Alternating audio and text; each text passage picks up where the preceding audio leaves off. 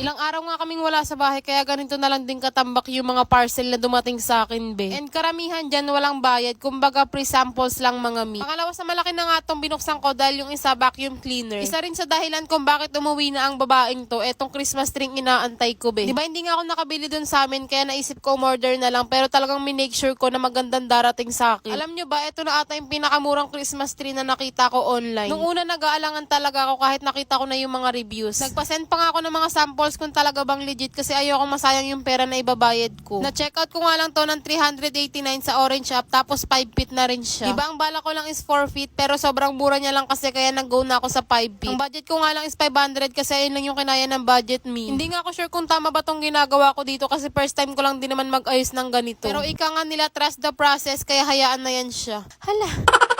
Pagkatapos ko ang maiayos, eto nga at nakialam na tong anak ko sa pagde-decorate. Wala na rin naman ako magagawa kasi andito siya kaysa mas stress pa ako sa kanya.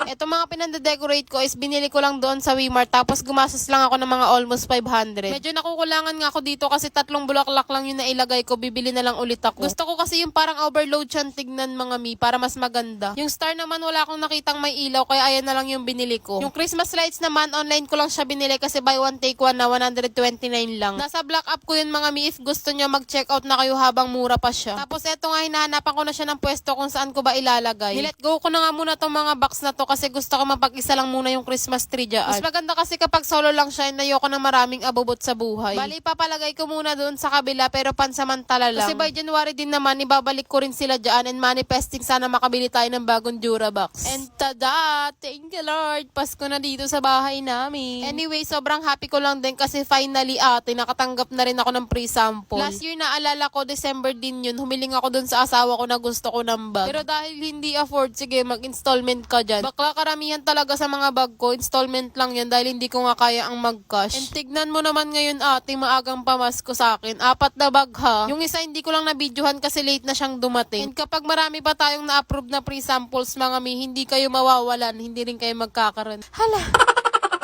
1,920! Nanalo tayo ng higit 10,000. Eh guys, bago ako pinagkakalibangan ng laro at ito yung Paldo Plus. At kapag nakapag-register at cash in na kayo, andyan yung lahat ng laro. Ito yung favorite kong laro and etong Super Ace. Technique lang dyan, nagbabay bonus ako and then ayan, tatlong scatter na agad yung lalabas dyan. Ganun lang kadali. And paalala lang, bawal laruin ng mga bata. Laruin lang kapag may extrang pera. 1,600! Unang bigay ate, 1,600 agad. Sundan mo pa yan, 800. 960. 1,920. 200.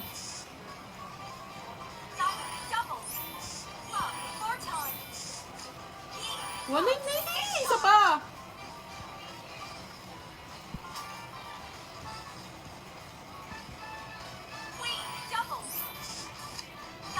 800. Isa pa. Sige lang, bibigay mo lang lahat. 600. 10 times. Oh. Diba? Magkano na yung panalo natin, be?